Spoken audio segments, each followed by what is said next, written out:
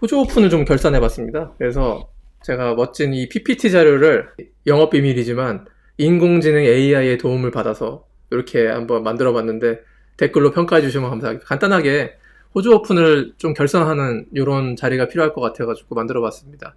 알카라스랑 조코비치 결승전 한번 다시 좀 복귀해볼 필요가 있어가지고 저는 알카라스의 커리어 그랜드슬램이 조코비치의 38살 준우승에 묻혔다. 전 이렇게 보는 편입니다. 그만큼 이번 호주 오픈 2026년은 어떻게 기억될 것 같으세요?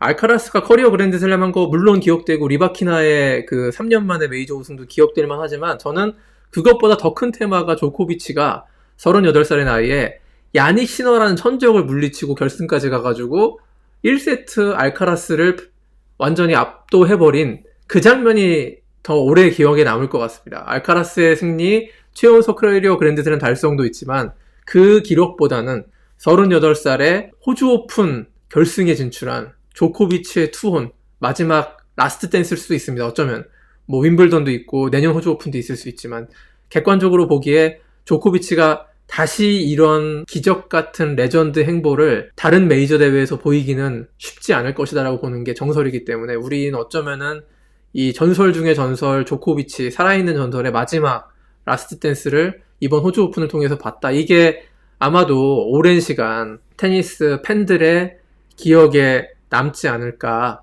이렇게 생각이 되고 저는 결승전 보면서 말씀드렸지만 조코비치와 알카라스의 이 대결은 마치 2005년 US 오픈 결승전 페더러와 안드레 아가시의 대결, 은퇴를 바로 앞둔 35살의 안드레 아가시와 너무나 지금 뭐 떠오르는 게 아니라 이제 투어를 지배하기 시작한 로저 페더러의 신구 맞대결이 첨예하게 이어졌고 그때도 이와 비슷한 양상, 노장이 투혼을 보이긴 했지만 역시 현실적인 한계에는 부딪혔던 그렇지만 멋진 박수를 받을 수 있었던 그런 대회로 기억되지 않을까 저는 그렇게 생각이 되고 그럼 알카라스가 어떻게 조코비치를 이겼냐? 저는 수비의 힘이었다고 봅니다. 그러니까 1세트에 조코비치가 좋은 컨디션으로 알카라스를 물리쳤고 알카라스는 상대적으로 조코비치의 어떤 힘이 너무 강했기 때문에 당황했던 측면도 있고 그래서 2세트부터 서로 몸이 풀려가지고 했는데 저는 조코비치가 2세트 들어서 경기력이 뚝 떨어지게 되는 여러 가지 그 모멘텀이 있었다고 봅니다. 알카라스가 다른 선수였으면 심지어 시너였으면 포인트를 내줬을 그런 어떤 랠리 상황에서 알카라스가 예전에 클레이 코트의 나달에서나 볼 수 있는 어마어마한 디펜스를 계속해서 보여줬어요. 그게 조코비치를 너무나 지치게 만들었던 그런 요인이 되지 않았나 그렇게 생각을 하게 되고 그래서 저는 조코비치가 2, 3, 4세트까지 무너질 수밖에 없었던 게 체력적인 한계를 보였을 수밖에 없었던 것이 그 조코비치가 4강전에서 야닉 시너와 5세트 격전을 치른 후유증도 있지만 물론 후유증도 있었지만 조코비치가 반격을 하지 않았던 것은 아니고 그런 반격의 어떤 순간들이 있었습니다. 모멘텀을 다시 알카라스에서 조코비치로 가져올 수 있는 몇 번의 모멘텀들이 있을 때마다 알카라스가 어마어마하고 경이적인 수비력으로 그거를 막아냈고 조코비치의 혼을 탈탈 털었다. 저는 이렇게 평가를 하기 때문에 저는 조코비치가 알카라스에게 패한 그리고 알카라스가 조코비치를 물리친 원동력을 저는 디펜스로 보고 있습니다. 그것은 이 디펜스는 똑같은 그 알카라스와 거의 동급의 능력을 갖고 있는 야닉 시너에게는 살짝 없는 능력이에요. 야닉 시너는 보다 좀 더 베이스라인 포인트를 공격적으로 주도할 때 그런 실력이 나오지만 알카라스는 수비적인 포지션에 있을 때 나달의 유전자를 갖고 있기 때문에 보다 수비적일 때 슈퍼샷들을 그리고 수비에서 공격으로 역공을 하는 그런 중요한 승부처에서 흐름을 바꿀 수 있는 그 슈퍼샷들 한방들 이런 것들이 알카라스에게 있었기 때문에 조코비치의 노련함이 결국에는 미치지 못했고 체력적으로 한계를 드러내면서 알카라스의 승리로 끝나지 않았나 이렇게 평가를 하고 있습니다. 메이저 대회 7번 우승했거든요. 이게 7번 우승이면은 거의 보리스 베커보다 많고 존 맥켄로 수준까지 가는 겁니다. 우리가 존 맥켄로를 역사상 10명 정도 안에 드는 레전드로 보거든요. 지미 코너스, 존 맥켄로, 그 다음에 좀 비언보리, 이반 랜들 이런 선수들에 근접해 가고 있는 아직 7번이면은 빅3 레전드 20번, 22번, 25, 4번에 훨씬 미치지 못하지만 그들보다 메이저 대회를 건져 올리는 속도는 알카라스가 더 빠르다고 볼 수가 있고 그리고 그들보다 모든 코트 표면 4대 메이저 대회가 열리는 모든 코트 표면에 두루 강하기 때문에 호주 오픈도 마침내 정복을 했고 US 오픈 2번, 프랑스 오픈 2번, 윈블던 2번이에요. 빅3는 클레이의 끝판왕인 나달이 있었기 때문이기도 하지만 어느 한 코트 표면에서는 메이저 대회를 많이 들어올리지 못했습니다. 나달이 14번을 휩쓰는 바람에 페더러가 프랑스 오픈 한 번밖에 못했고 조코비치도 프랑스 오픈을 3번인가요? 예. 3번 정도밖에 못했는데 알카라스에게는 특정 코트에서 자기의 천적이 없어요. 그리고 어떤 코트 표면에서든 다 두루 잘할 수 있기 때문에 이 4대 메이저 대회를 5번씩만 우승을 하면은 20번이 됩니다. 이런 추세로 간다면은 어쩌면은 조코비치 대기록을 넘볼 수 있는 유일한 지금 현재 시대의 대항마로 알카라스가 있지 않을까. 그래서 조코비치가 알카라스에게 결승전 패배한 것은 지금 단계에서는 그냥 투혼으로 아름다운 패배로 볼 수 있겠지만은 어느 시점에 가면 이 패배가 조코비치가 알카라스를 꺾었으면 25번이 되고 알카라스가 6번에 머물러 있었던 그것이 한 번의 우승이 아닌 플러스 2 효과가 있게 되는 그런 대회로 어쩌면 먼 훗날 기록될 수 있지 않을까라는 점에서도 알카라스가 조코비치를 호주 오픈 결승전에서 물리친 거는 역사적으로 의미심장한 일이 될 수도 있다. 저는 그렇게 생각을 하고 호주 오픈 결승전에서 조코비치를 꺾은 최초의 선수 이런 타이틀도 알카라스가 가져가는 것입니다. 진짜 이거는 앞으로 3, 4년 정도는 더 기다려봐야 되겠지만 알카라스가 10번, 15번까지 만약에 뭐 시너도 마찬가지입니다만 이렇게 우승을 이어간다면 분명히 빅3 조코비치와의 기록 비교가 그때부터 본격적으로 시작될 거예요. 제가 기억하기로는 로저 페더러의 기록 비교는 2006년 지나서 7년부터 10번째 메이저 우승을 한 때부터 14번 우승을 차지한 피트 샘프라스랑 계속 비교되기 시작했습니다. 그래서 누가 황제냐, 누가 역대 최고의 선수냐 놓고 첨예하게 논쟁을 벌이다가 2009년에 로저 페더러가 프랑스 오픈을 우승해서 커리어 그랜드슬램을 달성하고 이어진 윈블던에서 샘프라스를 추월하는 15번째 우승을 차지하면서부터 고트가 완전히 이론의 여지 없이 페더러에게 넘어간 적이 있었거든요. 그때. 그로부터 한 10년 정도 고트 지위를 유지했습니다. 이제 그 고트 싸움은 조코비치로 인해 일단락이 됐는데 그 싸움이 다시 불붙을 수 있는 가능성이 알카라스로 인해서 생겨나고 있다. 조금 더 긴 호흡에서 보면 그런 의미가 있다고 생각이 됩니다. 그리고 만약에 알카라스가 조코비치가 하지 못했던 그 추가적인 기록 달성을 한다면 가장 큰 것이 캘린더 그랜드슬램입니다. 4대 메이저 대회를 1년에 다 하는, 그거 오래 할 수도 있다고 봐요.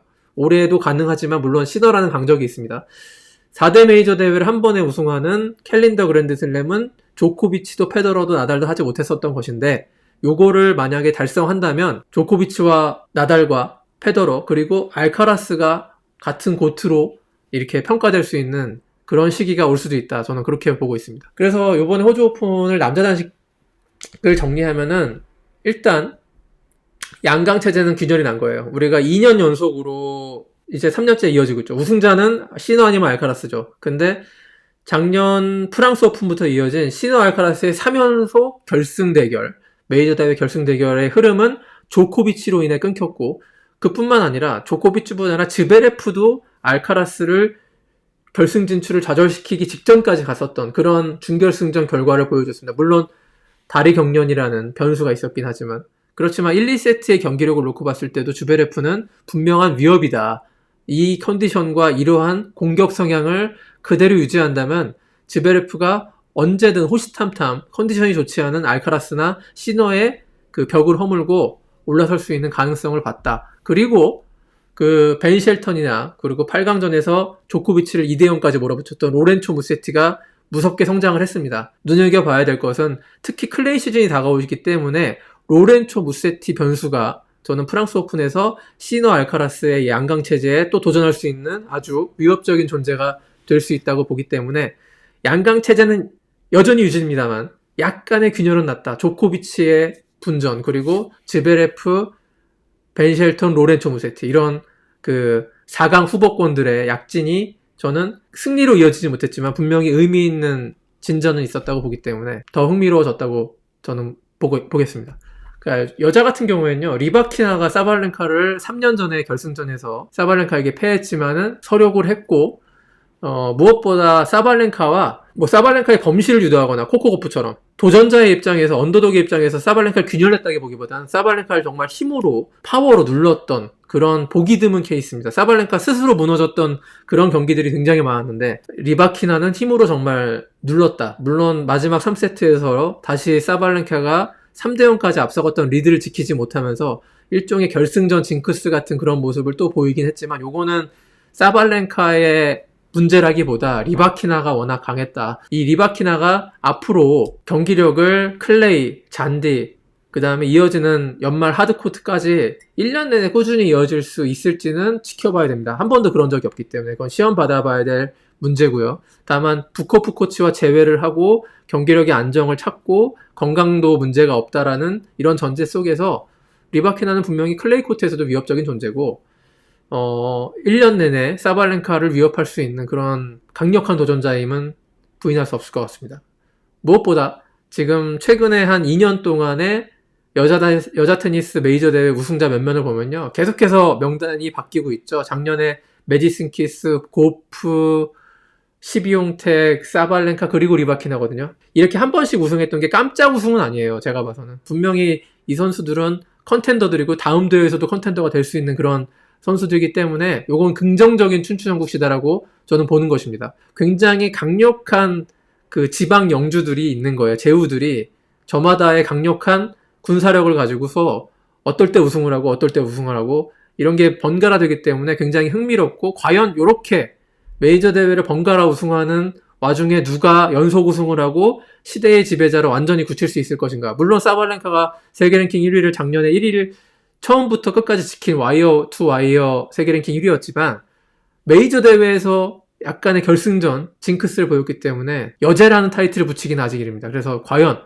이런 약간의 춘추전국 시대를 딛고 누가 멀티플 우승을 차지할 수 있을 것이냐. 요번 올해의 테니스, 여자 테니스의 관전 포인트라고 할 수 있겠습니다. 그리고 저 마지막으로 호주 오픈을 좀 평가하면요, 빅3, 빅4 시대만 하더라도 명승부의 산실이었습니다. 뭐 조코비치, 나달의 호주 오픈 4강전, 결승전 6시간짜리. 그리고 페더러 나달의 2009년 호주 오픈 결승전, 뭐 2017년 나달 페더러가 만나가지고 그 드라마 속에 페더러가 우승했던, 뭐 스탄 바브린카 대 조코비치 5세트 경기 트리플 3년 연속으로 갔던 13, 14, 15. 그런 어떤 에픽의 경연장이었는데 어느 시점부터 요 호주 오픈이 조금 좀 평이해졌거든요. 남자 단식 같은 경우에. 근데 요거를 다시 5세트 박빙의 에픽 드라마로 만들어준 2026년이었다. 요게 준결승전에서, 결승전은 나오지 않았지만 즈베레프 알카라스 그리고 조코비치 야닉 시너의 이 양대 풀세트 접전은 호주 오픈 역사에 남을 명승부 시리즈였다. 하룻밤에 일어난. 다른 메이저 대회보다 가장 늦게 출발했고 가장 꼴찌였음에도 불구하고 원포인트 슬램이나 로저 페더러를 개막식에 초청하고 라파엘 나달을 남자 단식 결승전에 초청을 해가지고 이 레전드 데이를 만들어 놓는 이런 기획력이나 섭외력, 이런 것들을 봤을 때 호주 오픈이 정말 이제 4대 메이저 대회 가운데 적어도 흥행이나 어떤 상업성 측면에서는 저는 US 오픈보다, US 오픈이 미국에서 열리기 때문에 이 그 광고나 스폰서의 사이즈가 크죠. 대신 이 대회 자체의 열기나 어떤 분위기는 호주 오픈이 가장 최고지 않나, 이런 걸 다시 한번 느꼈던 대회였습니다. 2026년 호주 오픈은 그래서 저도 재밌게 봤고 여러분들도 참 너무나 흥미롭게 보셨던 걸로 저는 기억합니다. 행복하셨죠? 그래서 해피슬램인 것 같습니다.